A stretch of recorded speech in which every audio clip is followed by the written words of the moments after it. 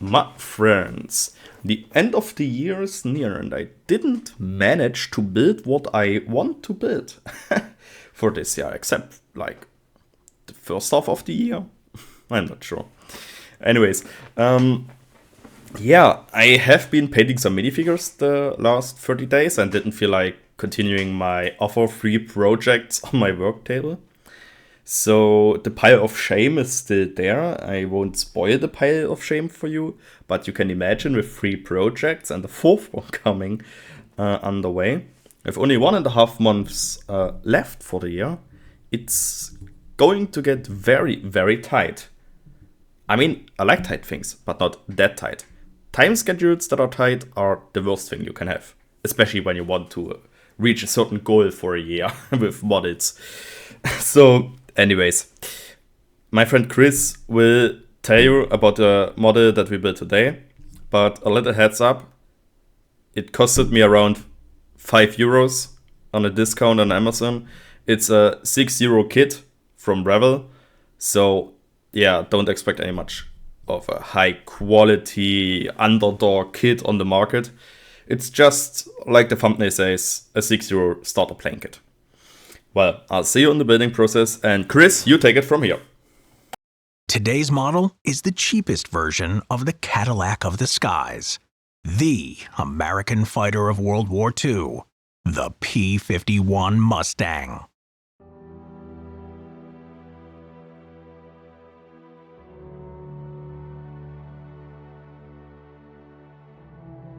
So, in the beginning, we of course start with assembling parts of the cockpit, and I went over it with Abaddon Black, which is a great water-based color from Citadel. You can clean your paintbrush very nice with a bit of tap water later on. And yeah, it has a great coverage.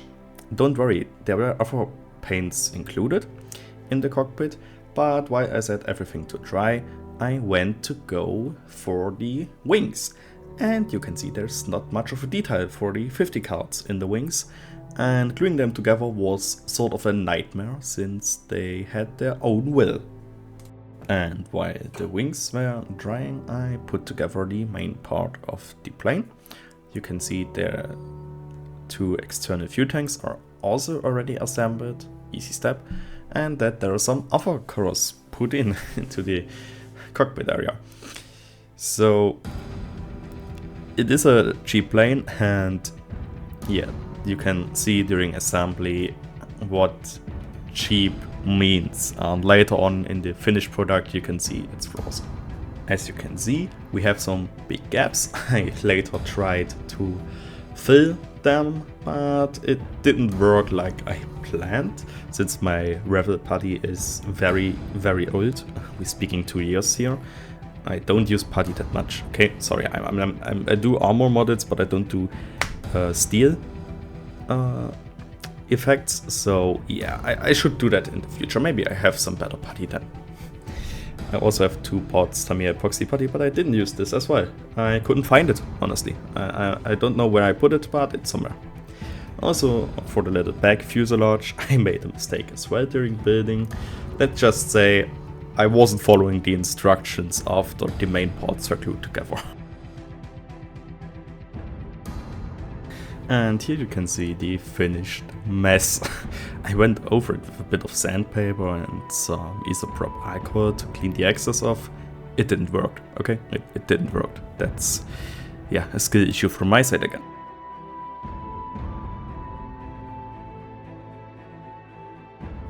So everything was glued in place, even the canopy, and I managed to somehow get to work with my Revell masking fluid color stop. So problem was I had to, well, not I, but when you use color stop in general, you have to shake it very hard for an extended period. We're talking like 5 minutes, and then it's the fluid, like any other masking fluid. It does what it's supposed to do, and you don't get problems. So yeah, I started coating the plane in a primer. I used Tamiya XF1 flat black for this, and then I went over it with another color. The other color in question was Tamiya LP70 gloss aluminum. Yes, LP colors and XF colors are pretty different. I do like the LP70. I used it on, I think on the Crusader I built before for the metallic parts, and as well on a Jeep that I built for a friend and for a diorama for him. It's a nice color, and I mean, you can see the overall result after the primer. It's nice. It's an okay aluminium color, what to say. It's nice, it gets the job done basically. And while I was talking, you can see some testing of mine. I used some Vallejo Model Air orange color because I wanted to make this plain orange. It didn't work out like I planned to. Turns out I should have made the parts where the orange is going to be white before. I fixed that very quickly. And with quickly I mean I made it white and then put some Tamiya XF5 flat green over it, so I don't have to deal with the orange anymore, at least for this year.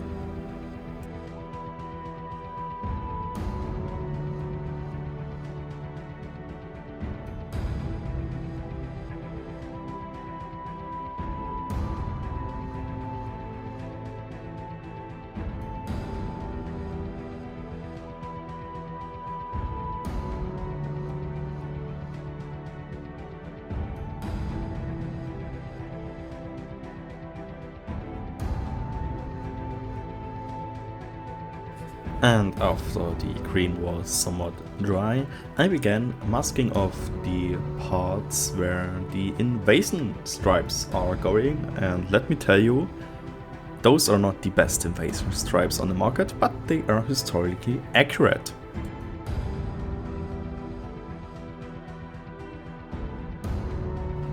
And yes, when I put off the masking fluid for the first time from the cockpit to see the final result, the cockpit came off. Well, the canopy came off. Yes, great job. So now for the invasion stripes. Invasion stripes were quickly applied a few days before D-Day actually started, so some chipping or inconsistencies were present. After D-Day they redid their stripes and made them look perfect. Some stripes were even just some tape applied to the plane. So yeah, I hope you liked my version of invasion stripes. In the future there will be better invasion stripes, and I maybe use some D-kits for invasion stripes, who knows. But for this plane it was just testing new techniques and new masking skills. Yo, editing terps here. I kind of didn't record the invasion stripe painting and the other stuff I did with the decal application. Sorry for that. On the next plane video this will obviously include it. The Mustang will return next year as well, but from a different manufacturer. Let's just skip to the finished plane. And there we are with a finished plane and a new photo box. First of all, the photo box was like 12 euros. I have no idea how it works. I might do some, get some other stuff to make it look like pure white box with no visible shadows or anything aside from the model and my figure. But that's something I have to figure out, in the future. Tomorrow is future as well, so maybe tomorrow. Anyways, now for the plane. I kind of threw the instructions away halfway during painting. I was cleaning my workstation and my work table, and then I realized, oh, I threw away the instructions. I don't care about looking the instructions up now, and I just painted freehandedly. That's why on the back of the plane the invasion stripes are in the wrong place. They're too far behind the cockpit, not where they're supposed to be. Which I realized yesterday while putting on the decals, and I was like, wait a second. This doesn't look like... It doesn't look right. Yeah. I then left some of the smaller decals out, since honestly I couldn't care less for the decals on this plane. I couldn't care less. It's a starter plane. Nothing more. It was just there for testing some new techniques, some new colors, and basically destroying my airbrush and then buying a new airbrush. yeah, that's the reason I have this plane. It still looks nice. That's my opinion. It still looks nice, even with its flaws. I mean, on the left wing at the front, you can still see some leftover orange. I didn't care to remove it or overpaint it. It's just there, existing, reminding me of the flaws and how long it took me to build this plane. Anyways, if you take a look from the other side of the plane, it's nice. It's kind of nice. The two stripes at the back, the two single black stripes, they're nice, nice and tight. The invasion stripes are a bit uncanny, so to say. They're not symmetrical, but that's the good thing about invasion stripes. They don't have to be perfect. It's something you apply quickly on your, or you had to apply quickly on your runway or in the hangar where your plane is, or the mechanics did it for you, whoever you told to make it. But it's something that had to be done quickly, so the invasion wouldn't be shoved further behind, since they needed it for 6th of June, right? 5th of June, basically, and then for the 6th of June. So yeah, that all aside, it's a nice kit. If you want to build it yourself, you can. It's there for making experience or for upgrading it. I mean, you can do whatever you want with this kit. If you buy enough aftermarket parts and stuff and actually have some good modeling putty, you can make a nice Mustang out of it. That's no problem. I mean, you can remove the MGs, drill out some holes and put some hypodermic needles in there and boom, 50 cal. If you have 6 hypodermic needles, of course, but boom, 50 cal. You have 50 cals then. That's great. So yeah, anyways, it's a 5 out of 10. It's not bad, it's not good either. It's mid. I like building it. And thank you guys for watching. Have a very nice rest of your day, and I see you in the next one. Bye bye.